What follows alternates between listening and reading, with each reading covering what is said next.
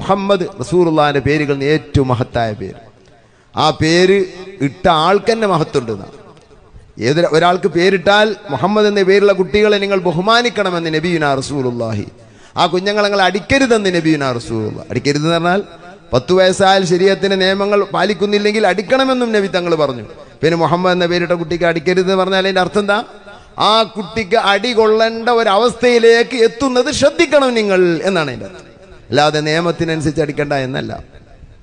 ആ കുഞ്ഞിനെ അടിക്കാൻ വഴിയൊരുക്കുന്ന പ്രവർത്തനങ്ങൾ ആ കുട്ടിൻ്റെയൊക്കെ ഉണ്ടാകുന്നത് സൂക്ഷിക്കണം. അങ്ങനെ കുട്ടിയുടെ പേര് മുഹമ്മദാ. ഔറംഗസീബ് രാജാവ് തൻ്റെ അടിമയെ അയാളെ പേര് മുഹമ്മദാ. ചിലപ്പോൾ ഒക്കെ മുഹമ്മദ് വിളിക്കും, ചിലപ്പോൾ വേറൊരു പേര് വിളിക്കും. ഈ അടിമ ചോദിച്ചു, സെയ്ദ് അവർകളെ എന്താണ് എൻ്റെ പേരുങ്ങള്? ചിലപ്പോൾ മുഹമ്മദ്, ചിലപ്പോൾ മറ്റേ പേരും വിളിക്കുന്നത്. മോനെ, എനിക്ക് ഒന്നുമുള്ള ടൈമിൽ മാത്രമേ ഞാൻ എൻ്റെ മുഹമ്മദ് എന്ന പേര് വിളിക്കാറുള്ളൂ. ബഹുമാനം നോക്കാൻ നിങ്ങൾ ആ പേരിനോടുള്ള. മുഹമ്മദ് എന്നുള്ള പേര് മനുഷ്യ ശരീരത്തിൽ അലിഞ്ഞു കിടക്കുന്നു എന്ന് മഹാനായ ഇമാം ഖസ്സലാനി അവിടുത്തെ മവാഹിബുൽ ലദുനിയയിൽ ഉദ്ധരിക്കുന്നു, പറയുന്നു. പല ഇമാമികളും പറഞ്ഞിട്ടുണ്ട് ശരീരത്തിൽ മൊത്തം മുഹമ്മദ് ഉണ്ട്. ഏത് മനുഷ്യനും പഠിച്ചത് അറബിയിൽ മുഹമ്മദ് എഴുതിയ പോലെയാണെന്ന്. അതിനൊരു കോലം അതൊരു കിതാബിൽ കണ്ടു. ഒരു മനുഷ്യന് എണ്ണയെ മറ്റു ശരീരത്തിൽ തേച്ചിട്ട് ഒരു പതിയാൻ സാധ്യതയുള്ള സിമന്റ് പോലുള്ള അതിൻ്റെ മുകളിൽ ചെരിഞ്ഞൊന്ന് കുനിഞ്ഞ് നമ്മൾ ഭാഷയിൽ പറഞ്ഞ ചുരുണ്ടൊന്ന് കിടന്ന് എഴുന്നേറ്റാൽ അവിടെ മുഹമ്മദ് എന്ന് എഴുതി കാണും. ഈ തല മീമായിട്ട്, കൈ 2 കൈയും ഹാ ആയിട്ട്, ചന്തിയുടെ ഭാഗം 2ആം മീമായിട്ട്, കാല് ദാലായിട്ടും വരും. ഉമ്മായിയുടെ വയറ്റിനകത്ത് കിടക്കുന്ന കുഞ്ഞ് മുഹമ്മദ് എന്ന ചിത്രത്തിലാണ് കിടക്കുന്നത്. അത് മുസ്ലിമോ അമുസ്ലിമോ അങ്ങനെ തന്നെയാണ്.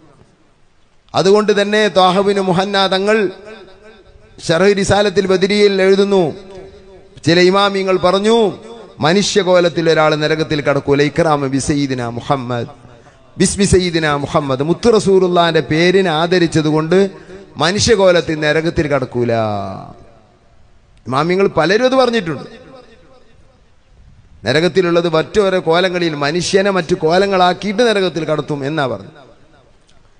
അപ്പൊ അള്ളാഹുവിന്റെ റസൂലിന്റെ ആ പേരിന്റെ ആ ബഹുമാനം, ഒരു സുപ്രയിൽ മുത്ത് റസൂലുള്ളാഹിന്റെ പേരുള്ള ഒരുത്തനുണ്ടെങ്കിൽ ആ സുപ്രക്ക് ബർക്കത്തുണ്ടെന്ന് ഹദീസിൽ കാണാം. അൽ ഖൗലുൽ മുമജ്ജദ് ഫീ തസ്മിയത്തി ബി മുഹമ്മദ് എന്നൊരു കിതാബ് തന്നെ ഈ വിഷയത്തിൽ കാണാം. ഭാഗികമായി ചർച്ച ചെയ്യാത്തൊരു ഇമാമും ഇല്ല.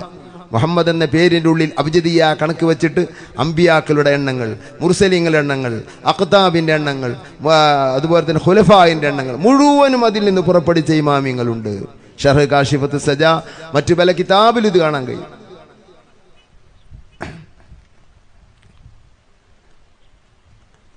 കിതാബുകളൊക്കെ ഉണ്ട്. ഞാൻ ഈ മദീനയിൽ മുത്ത് റസൂലുള്ളാഹിന്റെ പിന്നിൽ നിന്ന് ഇങ്ങനെ ഒരു ഖസീദ എഴുതാം. തങ്ങളുടെ പേരിനെ ഞാൻ ബെയ്ത്താക്കി.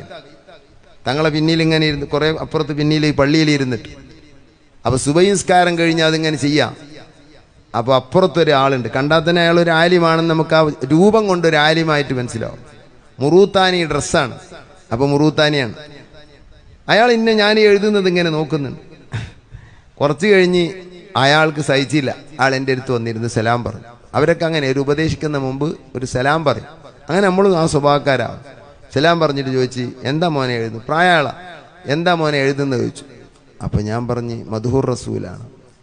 ഇത്രയല്ലേ പറയാൻ കഴിയും. അപ്പൊ മൂപ്പര് പറഞ്ഞ്, മോനെ ഈ ടൈം മദ്ഹൂർ റസൂലാണെങ്കിലും അത് എഴുതേണ്ട ടൈമല്ല. ഈ ടൈം തഹ്ലീൽ ചൊല്ലിയിരിക്കേണ്ട ടൈമാണ്, ദിക്ർ ചെല്ലേണ്ട ടൈം. മദ്ഹൂർ റസൂൽ ദിക്ർ അല്ലായിട്ടല്ല കേട്ടോ.